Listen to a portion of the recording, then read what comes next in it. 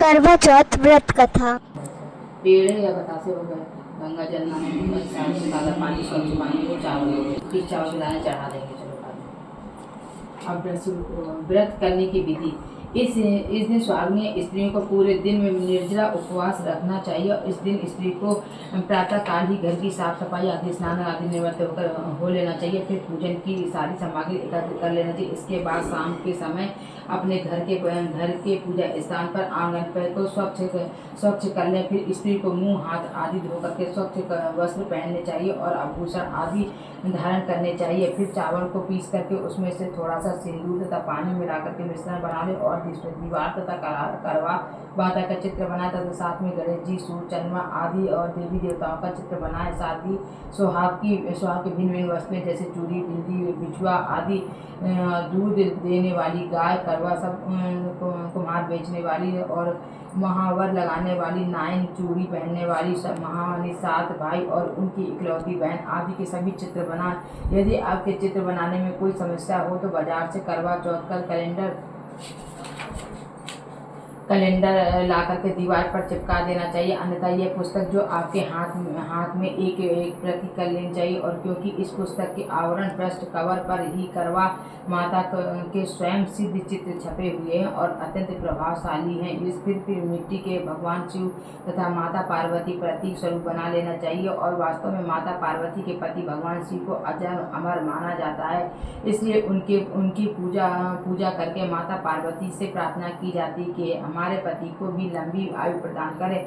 फिर लकड़ी का पटरा रख करके उस पर पीले तथा लाल रंग का कपड़ा बिछा करके और उस पर स्वरूप बनाकर मिट्टी के करवे में कलावा बांधकर पानी में भर करके और उस पर उन स्वरूपों को रखे। मिट्टी के करवा में कलावा बांध करके और पानी भर करके रखे। फिर दीपक, धूप बत्ती आदि जलाएं तथा फिर रोली, चावल, पूजा आदि, फिर फूल माला चढ़ाएं। इसके बाद फल, मिठाई, मेवा आदि समर्पित करें।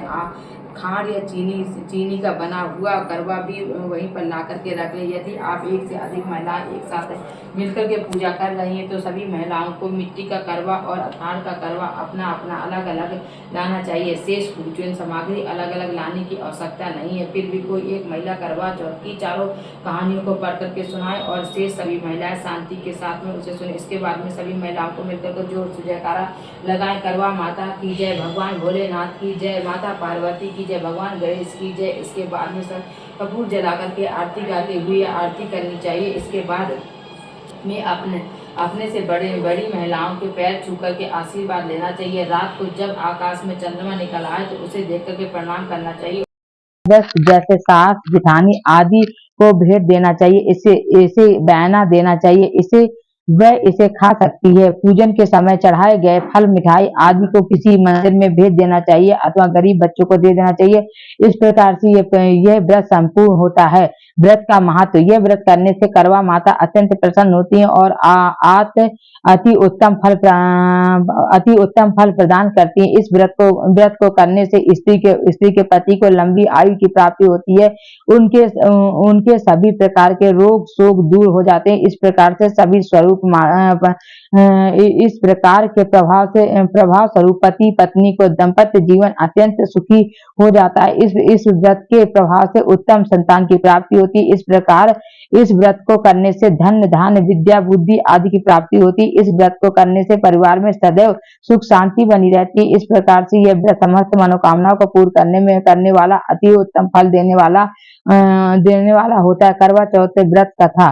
पहली कथा। एक साहूकार था जिसके 7 बेटे थे और एक बेटी थी। सातों भाइयों व बहन एक साथ बैठ करके भोजन करते थे। एक दिन कार्तिक कृष्ण पक्ष की चौथ का व्रत आया और साहूकार की पत्नी, उसकी बहुओं के और बेटे ने व्रत रखा था। शाम को जब सभी भाई भोजन करने के लिए बैठ गए तो उन्होंने अपनी बहन से कहा, आओ बहन भोजन कर लो। बहन बोली, आज मेरा करवा चौथ का व्रत है, इसलिए चांद निकलने के बाद ही अर्घ दे करके भोजन करूंगी। तब भाइयों ने सोचा कि चांद निकलने तक बहन भूखी रहेगी, अतः एक भाई पेड़ पर चढ़ गया और वहां उसने एक दिया जलाया और दूसरे हाथ में चलनी की ओट कर दी, जिससे वह दूर से चांद जैसा लगने लगा। फिर शेष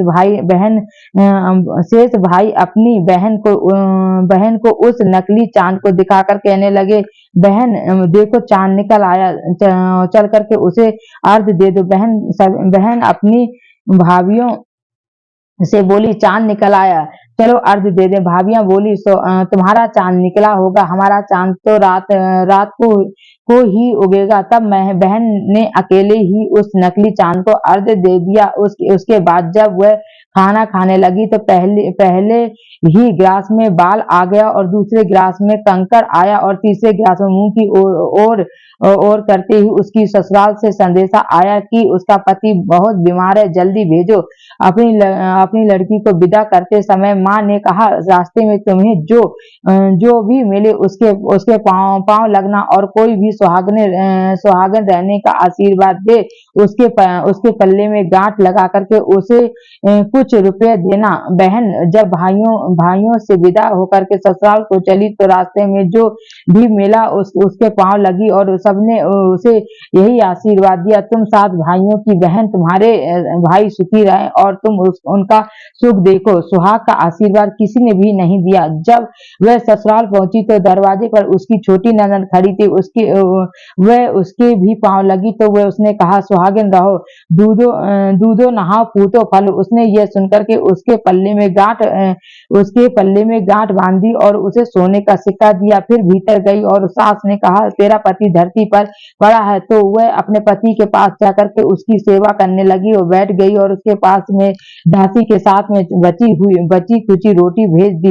इस प्रकार से समय बीतते आंगन अगहन मार्ग शीर्ष की चौथ आई और वह चौथ माता से बोली, हे माता, आप ही मेरा उद्धार करोगी, आपको मेरा सुहाग देना पड़ेगा। तब उस चौथ माता ने बताया, पूस मौस की चौथ आएगी, वह मेरे से भी बड़ी है, उससे ही कहना। इतना कहकर के चौथ माता चली गई और फिर अगले महीने पौष मास की चौथ आई और वह भी यही कहकर के चली गई। आगे आने वाली चौथ से कहा इस प्रकार से, माघ फागुन चैत्र बैसाख ज्येष्ठ आषाढ़ श्रावण भादों की चौथ आई और वह और चली गई। फिर जब सौज अष्टमी की चौथ आई तो उसने बताया, कार्तिक की चौथ की तुम्हारा सुहाग वापस कर सकती है, वह आए तो उससे विनती करना। फिर वह भी चली गई। जब कार्तिक की चौथ आई तो बोली, भाइयों की प्यारी करवा ले लो, दिन में चांद उगानी करवा ले लो, व्रत खंडन करने वाली करवा ले लो। ये सुनकर के चौथ माता के पांव पकड़ करके गिड़गिड़ाने लगी, हे माता, मेरा सुहाग तुम्हारे हाथों में है, आप ही मुझे सुहागन करें। तो माता बोली, तुम्हारे व्रत भंग कर देने से भगवान श्री गणेश आज प्रसन्न हो गए हैं और इसी कारण से तुम्हारे पति की ये गति हुई है। अब यदि तुम पुनः पूरे विधि विधान के साथ ये व्रत करोगी तो तुम्हारा पति जीवित हो सकता है। ये सुनकर के उसने विधि विधान पूर्वक व्रत किया और चंद्रमा निकल आने पर उसने अर्घ दिया। इससे गणेश जी प्रसन्न हुए और उसकी आज्ञा से करवा माता ने अपने टीके में से रोली लेकर के उसके आदमी पर छीटा दिया और वह उठ गया और बोला, आज मैं बहुत सोया। वह बोली, पूरे 12 महीने सोए, आज गणेश जी की और करवा माता की कृपा से उठे हो। ये करवा माता, आपने जिस प्रकार से उसके पति को आयु प्रदान की है वैसे ही हमारे पति की दीर्घ आयु प्रदान करना। जो भी इस व्रत को करे और जो भी इस कथा को पढ़े या सुने, उन सबके पत्नियों को दीर्घ आयु प्रदान करना, सबको उत्तम फल देना। यह दूसरी कहानी। एक बार पांडु पुत्र अर्जुन तप करने के लिए नीलगिरी पर्वत पर गए थे।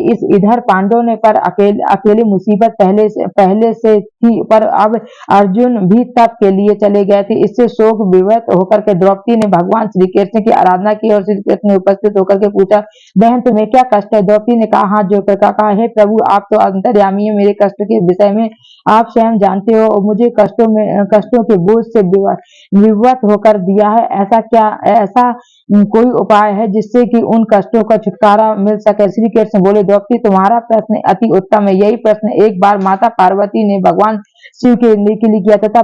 तब शिव जी ने करवा चौथ के व्रत का विधान बताया था। द्रौपदी ने कहा, हे प्रभु, फिर तो जो भी करवा चौथ की व्रत की जानकारी प्रदान कीजिए और उसकी कथा को कहिए।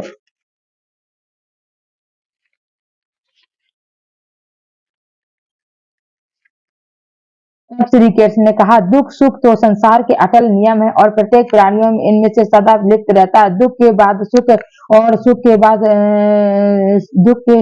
दुख के बाद सुख और सुख के बाद दुख आता निरंतर चलते रहते हैं। इसलिए मनुष्य को निराश नहीं होना चाहिए और मन में सदैव उत्साह बनाए रखना चाहिए। लेकिन कुछ ऐसे भी उपाय हैं जिनको करने से दुख और समाप्त होने लगते हैं और सुखों में प्राप्ति होने लगती है। इसी प्रकार से एक उपाय करवा चौथ का व्रत है। अब मैं तुम्हें अति उत्तम करवा व्रत की कथा सुनाता हूँ, इसे ध्यान से सुनो। प्राचीन काल में गुड़ी विद्वान धर्मपरायण एक ब्राह्मण रहता था। उसके 4 पुत्र थे। गुरुवती नामक एक पुत्री थी और पुत्री ने विवाहिता होकर के चतुर्थी का व्रत किया, किंतु चंद्र उदय होने से पूर्व ही उसे क्षुधा ने व्याकुल कर दिया और उसकी स्नेह दयालु भाइयों ने छल से पीपल की आड़ में कृत्रिम चंद्रमा बना करके दिखा दिया। लड़की ने उसी को असली चंद्रमा समझ करके उसे अर्घ्य दे दिया और फिर भोजन कर लिया। उस लड़की के भोजन करते ही उसके पति के हृदय की गति बंद हो गई और इससे दुखी होकर के उसने अन्न जल त्याग दिया। उसी रात्रि में इंद्राणी भूमि चरण करने आई और ब्राह्मण पुत्री ने उससे अपने दुख का कारण पूछा। इंद्राणी ने बताया, तुम्हारे करवा चौथ व्रत में चंद्र दर्शन से पूर्व भी भोजन कर लेने से माता तुम्हें ये कष्ट मिला है। तब उस लड़की ने अंजलि बांध करके नियम पूर्वक पूछा कि हे माता, इससे मुक्त होने का क्या कोई उपाय बताइए। इस पर इंद्राणी ने कहा, यदि तुम विधि पूर्वक अगली करवा चौथ का यह व्रत करोगी तो तुम्हारा पति पुनः जीवित हो जाएगा। कन्या ने ऐसा करने से वचन दिया और उसका पति पुनः जीवित हो गया और कन्या के वर्ष भर प्रत्येक चतुर्थी का व्रत किया और अखंड सौभाग्य प्राप्त होने का इस प्रकार से कथा कहकर श्री कृष्ण ने कहा, हे द्रौपदी, यदि तुम इस व्रत को करोगी तो तुम्हारा तो अर्जुन से मिलन होगा और तुम्हें सभी कष्ट दूर हो जाएंगी। यह सुनकर के द्रौपदी ने भी यह व्रत किया और इसके प्रभाव से उनका अर्जुन से मिलन हुआ और पांडवों के सभी कष्ट दूर हो गए। वह सभी क्षेत्रों में विजयी हुए। तीसरी कथा। एक ब्राह्मण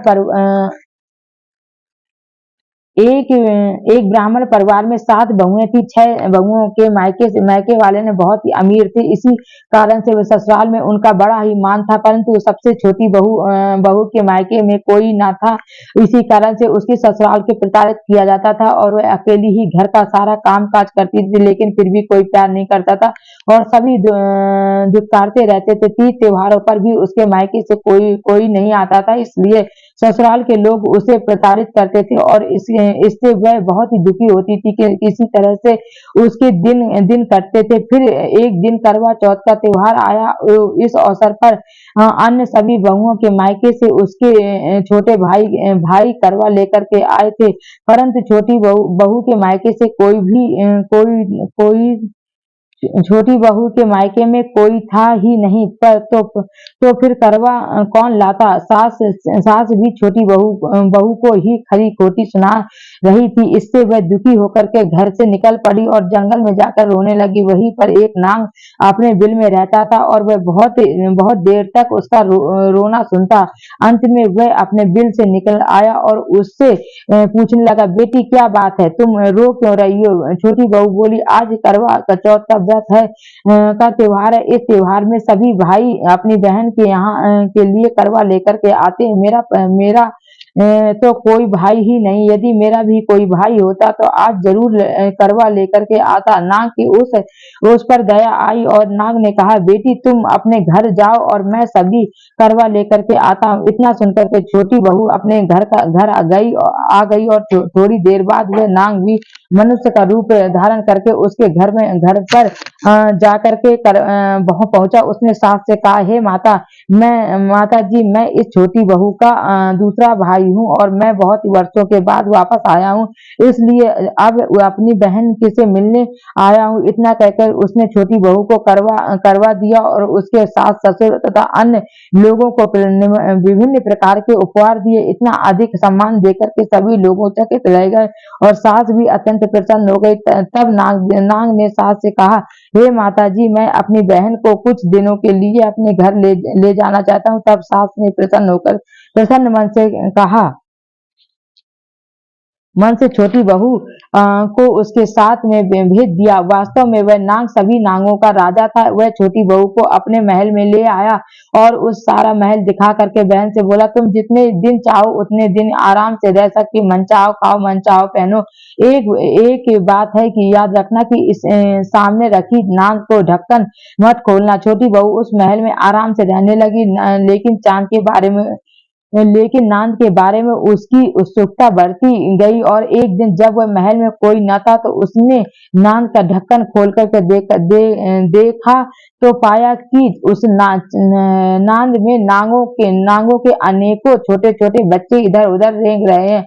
ये देख करके उसने जल्दी से नांद ढक दी, लेकिन उसकी जल्दबाजी में एक सांप की पूंछ नांद के ढक्कन के नीचे आकर के कट गई। शाम को जब नाग राजा वापस आया तो छोटी बहू ने उससे सारी घटना बता दी और अपनी गलती को स्वीकार कर लिया। नाग ने भी उसे क्षमा कर दिया और तब छोटी बहू ने ससुराल जाने की इच्छा की तो नागराज ने उसे धन रत्न आदि देकर के विदा कर दिया और इतना धन छोटी बहू की ससुराल वालों के लोग अत्यंत प्रसन्न हुए और छोटी बहू की ससुराल में बड़ी इज्जत होने बंडा बंडा कह कर के तंग करते थे। एक दिन उसने अपनी माँ से पूछा, माँ मेरी पूंछ कैसे कटी थी? माँ ने कहा छोटी बहू के द्वारा नाक का ढक्कन उठाने और जल्दी से रख देने से ही तुम्हारी पूंछ कट गई थी। तब से वह बोला, मैं छोटी बहू से बदला लूंगा। उसकी माँ ने उसे बहुत समझाया कि ऐसा गलती से हो गया था। छोटी बहू ने जानबूझ करके कुछ नहीं किया था, लेकिन नाग नहीं माना और वह एक दिन नाग चुपचाप छोटी बहू के घर में जाकर के छुप गया और मौका पाकर के उसे काटने की सोचने लगा। तभी वहां पर छोटी बहू तथा उसकी सास आई और आपस में ही बातें करने लगी कि सास ने पूछा, बहू तुझे सबसे ज्यादा प्यार कौन करता है? तब छोटी बहू ने कहा, मुझे तो बंडा भैया ही सबसे ज्यादा प्यार करता है। बंडा ने जब ये बात सुनी तो वह अपने मन में सोचने लगा कि जो बहन मुझसे इतना प्यार करती है मैं उसे ही काटने आया हूँ। इतनी बड़ी गलती करने जा रहा था। अच्छा हुआ भगवान ने मुझे यह पाप करने से बचा लिया। इतना सोच करके वह अपने घर को वापस चला आया। तब वह वापस अपने घर पर पहुंचा। उससे उसकी माँ ने पूछा, तुम छोटी बहू से अपना बदला ले आए? बंडा कहने लगा, माँ वह तो मुझे बहुत प्रेम से स्मरण करती है और मुझे भैया कहकर के पुकारती है। इस प्रकार से तो वह मेरी बहन हुई। अपनी बहन से कोई बदला थोड़ी ही लिया जाता है। इस प्रकार से वह बंडा नाग और छोटी बहू भाई बहन बन गया। तभी से बंडा भैया प्रत्येक वर्ष करवा चौथ के दिन अपनी बहन के लिए करवा लेकर के जाता। बहन भी बड़ी प्रसन्नता पूर्वक चौथ का व्रत करती थी। इस व्रत के प्रभाव से छोटी बहू को अपनी ससुराल में मान सम्मान मिलने लगा और सभी सुख प्राप्त हुए। हे करवा चौथ माता, आपने जिस प्रकार छोटी बहू को उत्तम फल प्रदान किए उसी प्रकार से हमें भी उत्तम फल प्रदान करना।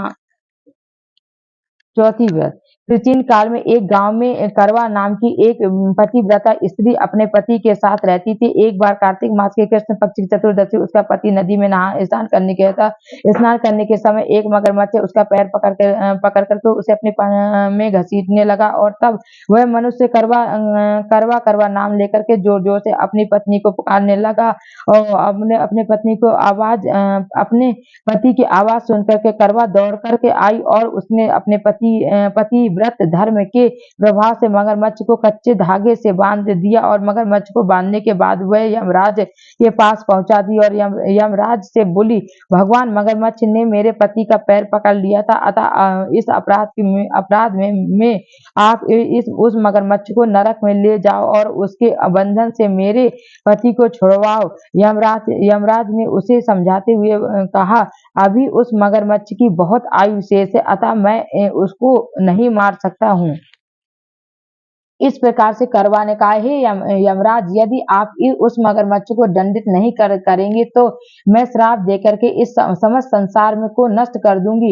ये सुनकर के यमराज ने कहा, तुम अवश्य ही अपने पति धर्म के प्रभाव से इस संसार को नष्ट करने में समर्थ हो, लेकिन इस संसार को नष्ट कर देने से सृष्टि के नियमों का उल्लंघन होगा, इसलिए इस सृष्टि की रक्षा के लिए उस मगरमच्छ को दंड देना ही उचित होगा। तब यमराज उस पतिव्रता स्त्री के करवा के नाम के साथ नदी पर गए और वहां पहुंच करके उन्होंने मगरमच्छ को यमपुरी में भेज दिया और करवा के पति को दीर्घायु प्रदान की। उसी दिन ये करवा चौथ का पर्व मनाया जाता है और सुहागिन स्त्रियों के द्वारा व्रत रखा जाता है। हे करवा माता, जैसे तुमने अपने पति की रक्षा की थी, वैसे ही सबके पतियों की रक्षा करना, हमारे पतियों की दीर्घ आयु प्रदान करना। बोलो करवा माता की जय। माता की जय। बोलो शंकर भगवान की जय। गरुड़ भगवान की जय। विभिन्न आरतियां। करवा माता की आरती।